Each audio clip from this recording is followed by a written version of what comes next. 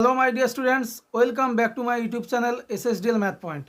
আজকে আমরা এই পর্বে ভৌত বিজ্ঞানের রায়মার্টিন প্রশ্নবিচিত্রা যে 1 নম্বর প্রশ্নগুলোর সমাধান পর্ব চলছিল, অর্থাৎ গ্রুপ এ এবং গ্রুপ বির, সেই পর্বে 5 নম্বর school Cooch Behar Rambhola high school HS, এই স্কুলের যে প্রশ্নপত্রগুলো রয়েছে তা গ্রুপ এ এবং গ্রুপ বির সঠিক এবং ডিটেলস সমাধান আমরা দেখে নেব।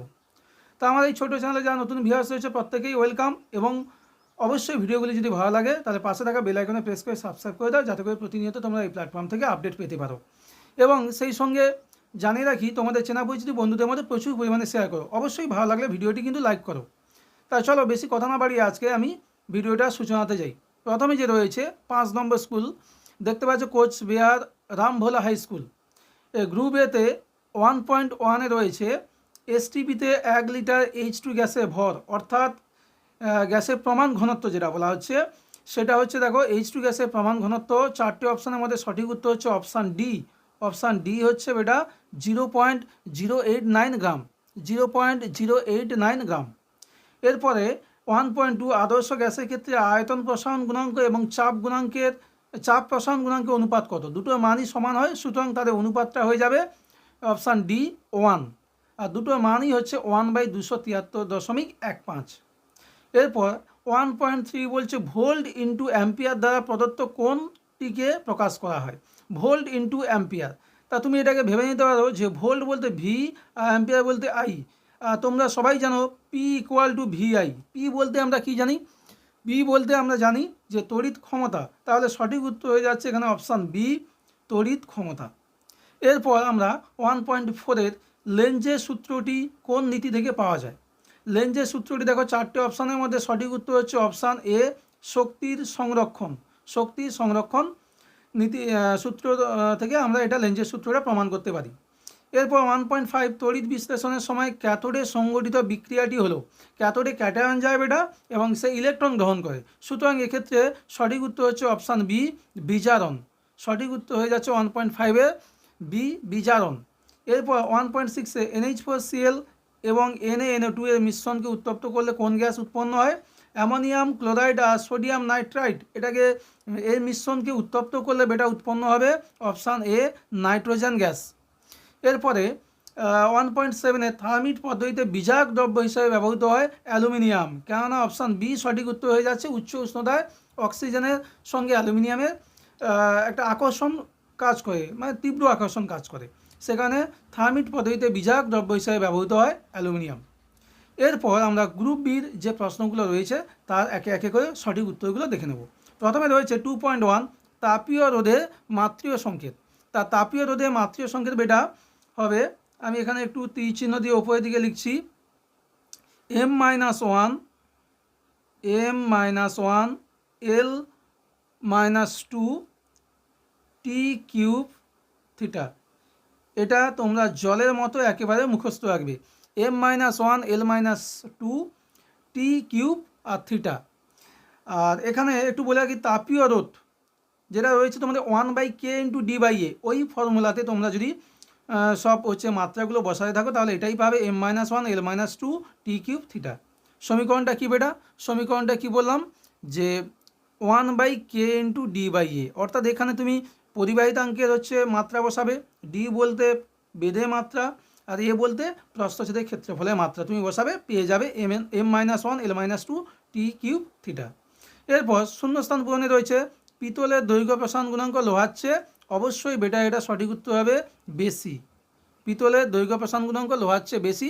পিতলের হচ্ছে 19 পিতলের বেটা একটু মনে রাখবে 19 × 10⁻⁶ ডিগ্রি সেন্টিগ্রেড -1, আর লোহা হচ্ছে 12 × 10⁻⁶ ডিগ্রি সেন্টিগ্রেড (⁻⁻1). এটা হচ্ছে লোহার। তাহলে দেখেই বুঝতে পারছো যে পিতলের মানটা অবশ্যই অনেক বেশি। পিতলে হচ্ছে 19 আর লোহার হচ্ছে 12, আর দুটোর ক্ষেত্রে রয়েছে 10⁻⁶, আর ডিগ্রিটা তোমরা সবাই জানো, ডিগ্রি বলতে একক রয়েছে ডিগ্রি সেন্টিগ্রেড (⁻⁻1).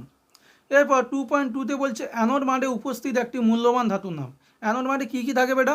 অ্যানোড মাডে তোমার মূল্যবান ধাতু বলতে এজি থাকে, এজি বলতে সিলভার, এজি হচ্ছে সিলভার বা রূপো, সোনা হচ্ছে AU, এবং প্ল্যাটিনাম ধাতু থাকে, মূল্যবান ধাতু পিটি, প্ল্যাটিনাম হচ্ছে পিটি, প্ল্যাটিনাম ধাতু। এরপরে ফিউজ তারের উপাদান, দেখো ফিউজ তারের উপাদান 2.3, ওখানে লেখার জায়গা নেই, আমি যদি এখানে লিখি 2.3 হচ্ছে ফিউজ তারের উপাদান। সিসা লেড অর্থাৎ পিবি, এটা হচ্ছে 75%, আর টিন এসএন এটা হচ্ছে 25%, ঠিক আছে। সিসা ও টিন দিয়ে তৈরি হয়। এবার রোধাঙ্কের এসআই একক কী হবে? রোধাঙ্কের এসআই একক বেটা, তা রোধাঙ্কের এসআই একক দেখো, যে রোধাঙ্ক বলতে ফর্মুলাটা তোমরা সবাই জানো, যে R equal to rho L by A, সেখান থেকে আমরা পেয়ে যাই rho equal to R A by L, অর্থাৎ এক্ষেত্রে রোধের একক, ক্ষেত্রফলের একক বাই দৈর্ঘ্যের একক। সুতরাং তোমরা এখানে পেয়ে যাবে এসআই একক হচ্ছে ওহম মিটার, এটা বাংলাতে ভাষায়ও লিখতে পারো যে ওহম মিটার। এরপর 2.4 সত্য বা মিথ্যা লেখো। বিসমাতের ক্ষেত্রে ব্যতিক্রান্ত প্রসারণ লক্ষ্য করা যায়, বিবৃতি সম্পূর্ণ সত্য, কেন জলের মতো তরল বিসমাতকে তুমি কঠিনে নিয়ে গেলে তা হচ্ছে আয়তনটা বেড়ে যাবে এবং ঘনত্ব কমে যাবে, ঠিক আছে, এটা ব্যতিক্রান্ত প্রসারণ লক্ষ্য করা যায়। 2.5 তাপমাত্রা বৃদ্ধিতে তড়িৎ বিশ্লেষ্য পদার্থের দ্রবণের তড়িৎ পরিবাহিতা কীরূপ পরিবর্তন হয়? তড়িৎ পরিবাহিতা বৃদ্ধি পায়, তড়িৎ পরিবাহিতা বৃদ্ধি পায় বেটা। এটা হচ্ছে পরিবাহীর সঙ্গে, মানে ধাতব পরিবাহীর ক্ষেত্রে এটা ব্যস্তানুপাতিক সম্পর্ক। ধাতব পরিবাহীর ক্ষেত্রে তুমি রোধ বাড়াও, তাহলে কী হবে? উষ্ণতা বাড়ালে রোধ বাড়বে, তড়িৎ পরিবাহিতা কমে যাবে। কিন্তু তড়িৎ বিশ্লেষের ক্ষেত্রে উল্টো, মনে রাখবে যে তড়িৎ বিশ্লেষের ক্ষেত্রে যদি উষ্ণতা বাড়ানো হয় তাহলে কিন্তু সেক্ষেত্রে তড়িৎ পরিবাহিতা বৃদ্ধি পাবে। এরপর 2.6 মুক্ত অবস্থায় প্রকৃতিতে পাওয়া যায় এমন কয়েকটি ধাতুর নাম। মুক্ত অবস্থায় প্রকৃতিতে পাওয়া যায় এমন কয়েকটি ধাতুর নাম হচ্ছে AgAuPt, Ag মানে সিলভার, Au বলতে সোনা, Pt বলতে প্ল্যাটিনাম। এগুলো লেখা আছে এখানে, যে Ag বলতে সিলভার বা রূপো, Au বলতে সোনা, আর Pt হচ্ছে প্ল্যাটিনাম। এগুলো হচ্ছে অত্যন্ত কম সক্রিয় ধাতু, প্রকৃতিতে মুক্ত অবস্থায় পাওয়া যায় এবং এদিকে ফিজিক্যাল সেপারেশন বা ভৌত পৃথকীকরণের সাহায্যে এদের আলাদা করা হয়।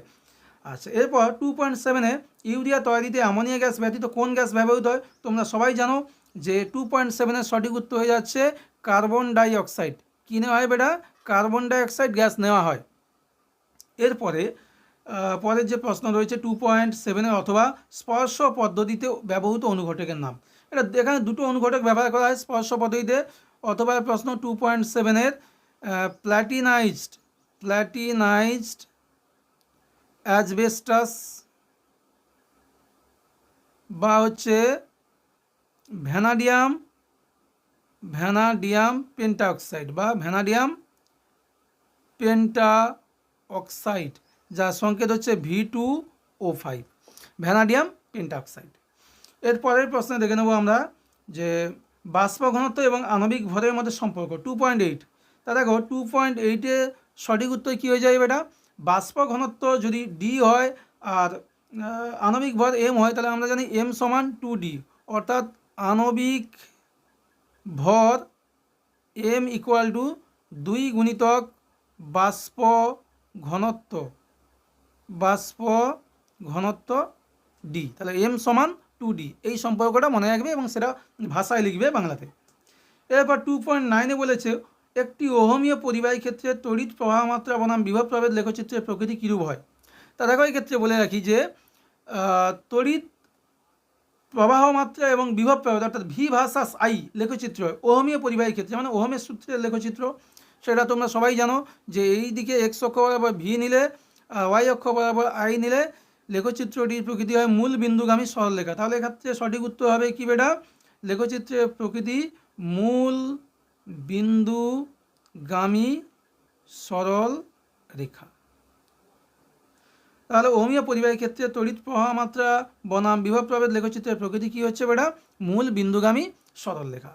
তা আশা করা গেল যে তোমাদের গ্রুপ এ এবং গ্রুপ বি প্রত্যেকটা প্রশ্নের উত্তর খুব সঠিকভাবে বোঝা গেছে। একের পর এক আমি ভিডিওগুলো আনতে থাকবো।